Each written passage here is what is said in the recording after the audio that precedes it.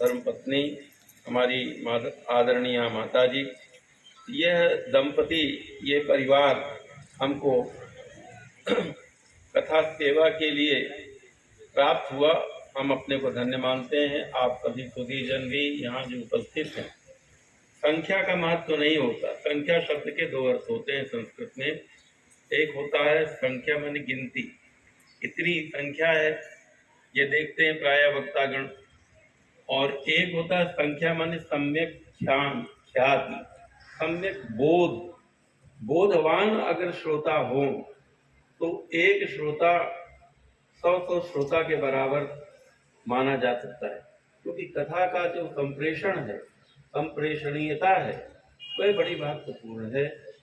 तो निश्चित रूप से आज मन तो हमारा भी गदगद हो रहा है कि आज की कथा के बाद में ये भगवती भागवती कथा, यद्यपि कथा तो अनंत है, किंतु यहाँ यह जो सप्ताह यज्ञ हो रहा है यह विराम लेगा। विराम लेगा, कथा समाप्त नहीं होती, ऐसा वक्ता लोग कहते, कुछ कथावाचक कहते कथा कभी समाप्त नहीं होती।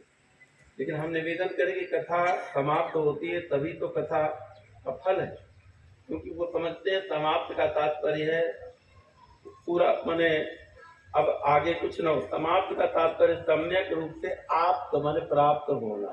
जो प्राप्त शब्द है इसी में सम उपसर्ग लगा तो समाप्त बन गया।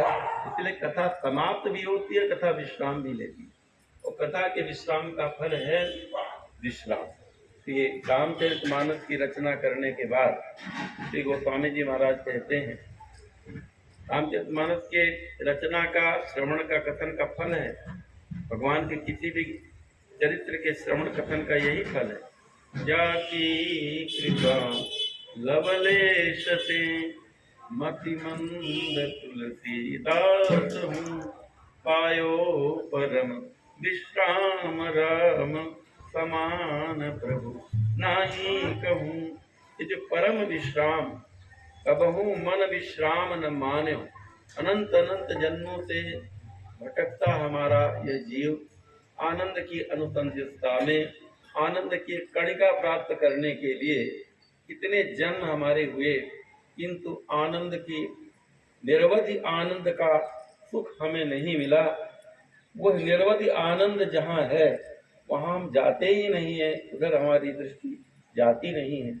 तो कथा भगवती हमें उस आनंद का परिचय कराने के लिए कथा का हमारे महापुरुषों ने निर्माण किया है कि जो ब्रह्म विद्या की उपासना नहीं कर सकते, योगींद्र मुनींद्र अमलात्मा, बड़े बड़े तपस्वी पर्वतों की गुहाओं में साधना करके जिस ब्रह्म विद्या का उन्होंने अनुभव किया, वह ब्रह्म विद्या श्रुति पेय बना करके, कानों के लिए अमृत बना करके कथा के व्याज से हमारे व्यास जी महाराज ने इसकी रचना की।